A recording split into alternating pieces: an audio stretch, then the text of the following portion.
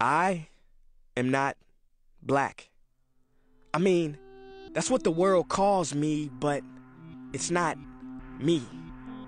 I didn't come out of my mother's womb saying, "Hey everybody, I'm black." No, I was taught to be black, and you were taught to call me that, along with whatever you call yourself. It's just a label. See, from birth, the world force feeds us these labels, and eventually we all swallow them. We digest and accept the labels, never ever doubting them.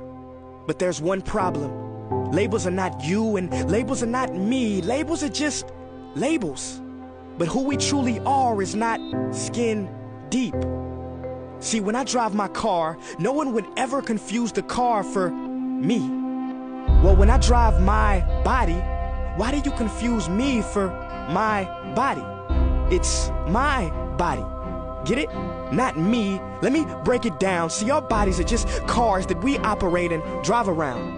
The dealership we call society decided to label mine the black edition, yours the Irish or white edition. And with no money down, 0% APR, and no test drive, we were forced to own these cars for the rest of our lives. Forgive me, but I fail to see the logic or pride in defining myself or judging another by the cars we drive. Because who we truly are is found inside. Listen, I'm not here to tell you how science has concluded that genetically we're all mixed and race in the human species doesn't exist, or how every historian knows that race was invented in the 15th century to divide people from each other and it has worked perfectly. No, I'm not here to lecture. I just want to ask one question. Who would you be if the world never gave you a label? Never gave you a box to check? Would you be white, black, Mexican, Asian, Native American, Middle Eastern, Indian? No, we would be one. We would be together.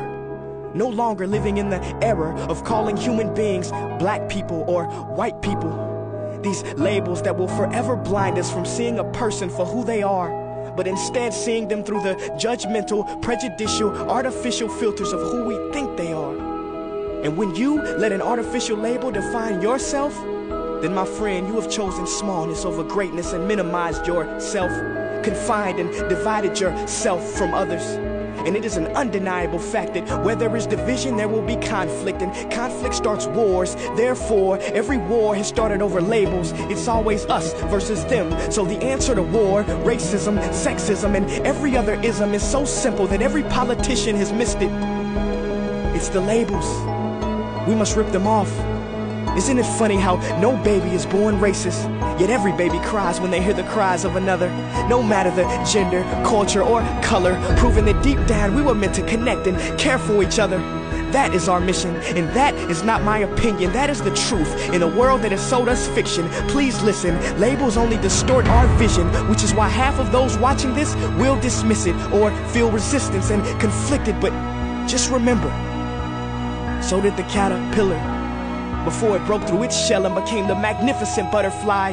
Well, these labels are our shells, and we must do the same thing so we can finally spread our wings. Human beings were not meant to be slapped with labels like groceries and supermarkets. DNA cannot be regulated by the FDA. We were meant to be free, and only until we remove them all and stop living and thinking so small will we be free to see ourselves and each other for who we truly are.